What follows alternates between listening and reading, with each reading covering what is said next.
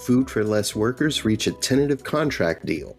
Walgreens plans to close more locations, and a new report shows that more than 1 in 5 EV charging stations are out of order. Welcome to Retail Daily, your quick look at the top news from Supermarket News and CSP Daily News. I'm Supermarket News editor Tim Inkelbarger. And I'm CSP editor Rachel Janak. Thousands of Food4Less workers who in early June threatened to walk off the job have reached a tentative deal. The group, which numbered more than 6,000 and represented 15 Food4Less stores in Los Angeles County, wanted higher pay and safety improvements, but details of the agreement have not been released. The union contract expired on June 8th, and after the workers voted overwhelmingly to strike, Kroger, which owns Food4Less, stepped in to try and ramp up negotiations, which were ongoing since April. Foppen Seafood, based in the Netherlands, has recalled smoked salmon slices sold at Kroger stores. The pull comes after routine testing revealed the presence of Listeria monocytogene. Foppen Seafood said it has taken immediate steps to address the isolated incident and is collaborating closely with Kroger and the Food and Drug Administration. Walgreens on Thursday said it plans to close a significant number of its unperforming U.S. retail locations amid what it described as an extremely challenging operating environment. It also cut its profit outlook for the full fiscal year. The company disclosed the plans, which came as a result of a strategic review of its operations during its third quarter earnings call. Adjusted operating income for the quarter was down 36.3% to $613 million on a 2.6% increase in sales to $36.4 billion.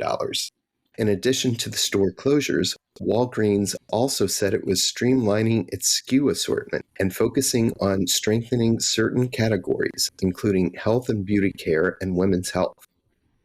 Convenience store retailer Quick Trip has a new chief information officer, Brian Williams, according to a LinkedIn post. Williams, who previously served as director of technology for the convenience store chain, assumed the position this month after Gina Hitz retired after 30 years with Quick Trip.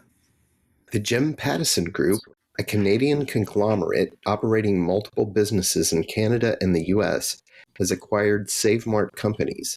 Save Mart operates nearly 200 supermarkets under the Save Mart, Lucky, Food Max, and Max Value banners in California and Nevada. The retailer has been owned by private equity firm Kingswood Capital Management since 2022.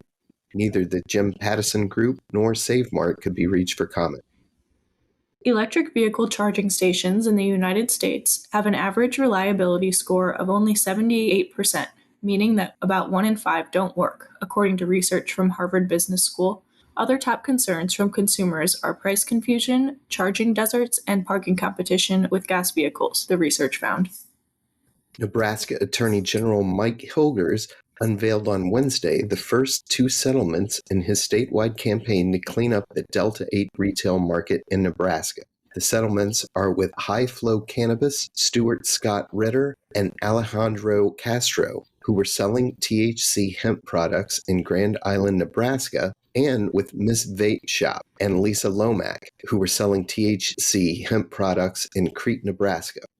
According to the Food and Drug Administration, Delta 8 THC is one of more than 100 cannabinoids produced in the cannabis sativa plant, but it is not found naturally in significant amounts.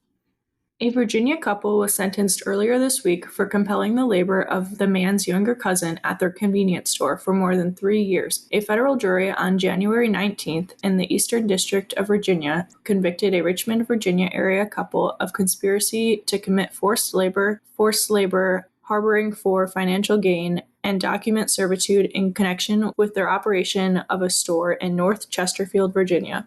Harmanpreet Singh, 31, was sentenced to 135 months in prison, and Kulbir Kaur, 43, was sentenced to 87 months in prison. The court also ordered them to pay the victim $225,000 in restitution. Motor Club AAA projects that 70.9 million travelers will head 50 miles or more from home over the 2024 Independence Day holiday, the 9-day period from June 29th to July 7th. Historically, the Independence Day holiday period included only one weekend. For the first time, AAA looked at the entire July 4th week, plus the Saturday before and the Sunday after the holiday. This year's projected number of travelers for that period is a 5% increase compared to 2023 and an 8% increase over 2019. AAA projects a record 60.6 million people will travel by car over Independence Day weekend, an additional 2.8 million travelers compared to last year. This year's number also surpasses 2019, when 55.3 million people traveled by car over July 4th week. And that'll do it for today's episode of Retail Daily. Subscribe on Apple Podcasts, Spotify, and more for your daily dose of retail news. For more on these stories, visit CSP Daily News and supermarketnews.com. I'm Tim Inkelbarger. And I'm Rachel Janek. Have a great day.